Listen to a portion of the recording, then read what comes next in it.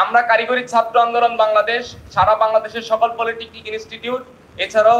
আমাদের যে ডিপ্লোমা কৃষি ইনস্টিটিউট রয়েছে, ডিপ্লোমা মেরিন এবং ডিপ্লোমা টেক্সটাইল ইনস্টিটিউট, সকলের সাথে মতামত ক্রমে এবং সকলের সমন্বয়ে আমরা এই অসম কমিটি বর্জন ঘোষণা করছি।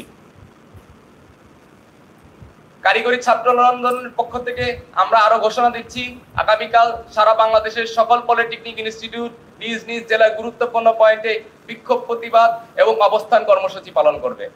ইতিমধ্যে আমাদের কেন্দ্রীয় নির্বাহী সভাপতি তিনি বক্তব্য রেখেছেন এবং তিনি স্পষ্ট করেছেন আমরা কেন এই ওয়ার্কিং কমিটি সহ মূল কমিটি প্রত্যাখ্যান করেছি। এখানে অসম একটি কমিটি করা হয়েছে যেখানে ডিপ্লোমা প্রকৌশলীদের প্রতিনিধি নেই বললেই চলে। শুধুমাত্র এই দাবিটি বা এই কমিটির উদ্দেশ্য ছিল 3 দফা এবং 7 দফা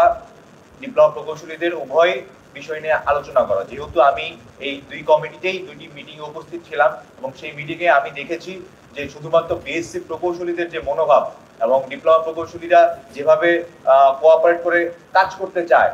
সেই বিষয়ে আমাদের থেকে আন্তরিকতার কোনো অভাব ছিল না, কিন্তু বিএসসি প্রকৌশলীদের যেই মন্তব্য এবং ওয়ার্কিং কমিটির যিনি সভাপতি ছিলেন তার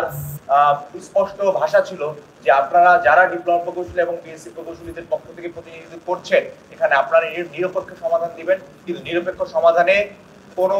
একটি দফা নিয়েও বিএসসি প্রকৌশলীদের প্রতিনিধিরা কথা বলেনি। এবং পরবর্তীতে মূল কমিটির মিটিংয়েও আমরা যখন গিয়েছি তখন আমরা দেখেছি শুধুমাত্র একতরফা ভাবে 3 দফা নিয়ে আলোচনা করা হয়েছে, কিন্তু ডিপ্লোমা প্রকৌশলীদের যে ডিপ্লোমা ইঞ্জিনিয়ারিং সংগ্রাম পরিষদের 7 দফা দাবি সেই দফা নিয়ে বিন্দুমাত্র আলোচনা করা হয়নি। আমরা স্পষ্টভাবে বলতে চাই আমাদের 6 দফা যেটা ছিল কারিগরি ছাত্র আন্দোলন বাংলাদেশের, সেটা আমরা প্রায় 1 বছর ধরে আন্দোলন করতেছি, কিন্তু সরকার কারিগরি শিক্ষার প্রতি গুরুত্ব দেওয়ার কথা বললেও 6 দফার একটা মাত্র দফাও বাস্তবায়ন করে নাই। কিন্তু এই দেশের কারিগরি শিক্ষা ধ্বংসের জন্য যারা কাজ করতেছে তাদের 3 দফা কিভাবে বাস্তবায়ন হয় সেটা সেই বিষয়ে আমরা বোধগম্য হচ্ছি না। এবং যারা পরিচয় দিচ্ছে বিভিন্ন গণমাধ্যমে মামা, খালা, ফুফা, উপদেষ্টাদের নাম নিয়ে বিকৃত মন্তব্য করছে, আমাদের যারা রাজনৈতিক ব্যক্তিবর্গ রয়েছে তাদেরকে নিয়ে বিকৃত মন্তব্য করছে, যারা এই দেশের জন্য মাঠ পর্যায়ে মাঠে ঘাটে কাজ করতেছে, মাথার ঘাম পায়ে ফেলে ডিপ্লোমা প্রকৌশলীরা গণপ্রকৌশলী হিসেবে কাজ করে আসছে, তাদেরকে কুরুচিপূর্ণ মন্তব্য করছে এই দেশের তথাকথিত মেধাবীরা, যারা এই দেশের কোটি কোটি টাকা অর্থের বিনিময়ে কাজ করছে, যারা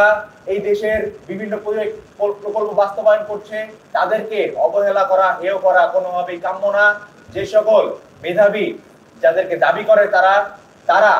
কিভাবে কোন পরিচয়ে তাদের ভাষা এতটা নিকৃষ্ট এবং জঘন্য হতে পারে সেই বিষয়ে আমরা